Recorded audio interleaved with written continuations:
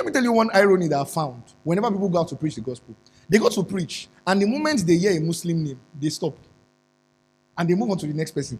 It makes no sense to me. So, in other words, what we are often doing on evangelism is talking to Christians. The way people respond already lets you know that is what they are used to. Just as so, for instance, you tell somebody who wants to talk to you about Jesus and stuff, you say, my name is Musa. Almost like as though them saying it is supposed to make you now go like, oh, sorry, it's not for you. Listen, Jesus is not the answer to Christians alone. There's a way a lot of us do Christianity that it is obvious that we believe that Christianity is not the only way to God. You might use your mouth to say that Jesus is the only way to God. But the way you live your life and the way you talk actually shows that you don't believe that Jesus is the only way to God.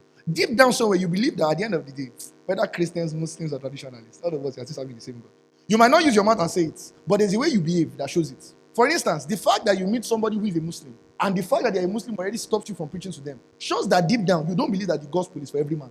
You believe that the gospel is only good news for Christians. But when you come across somebody who is a Muslim or who doesn't believe in that gospel, then the response should be that you don't disturb them with the gospel. Let me say this. There is no such Christianity without soul winning. If you are in a place and you've been there for, even if it is a year, and you are not more passionate for souls, listen to me, you are in the wrong place. It's just the simple fact. You need to understand it is alien to Christianity that you are in a place or a church that doesn't emphasize to you the need to win souls, to reach more people with the gospel. It is alien to Christianity. It's not of God. Abolish that perspective very quickly. God doesn't want it for you. So you need to understand that your pastor is a trainer. He trains you to do what God would have you do. And sometimes training is not nice. Pastor is a trainer. You see, and this also ties to what I've been saying before. Your pastor is not there to make you feel good.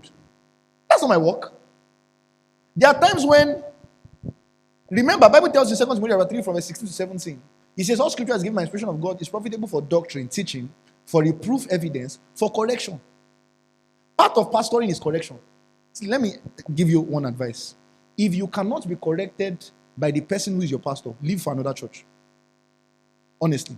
In fact, let me tell you something. If somebody ever came to me and says, Pastor, I need to leave. And I say, why? Why do you want to leave? And he says, because I can't receive correction from you. See, I will thank you for leaving. Not out of spite or anything. But you need to understand, anybody or any pastor who cannot correct you cannot be your pastor. Because part of pastoring is correction. This thing is wrong. You have Christians today who cannot be corrected. It says condemnation. It's not condemnation. No. Correction is not condemnation. This thing that you did is wrong. You must not do it again. It's that simple. I mean, of course, the means of correction varies depending on the level of growth. The Bible says, he who the father loves, he chastises.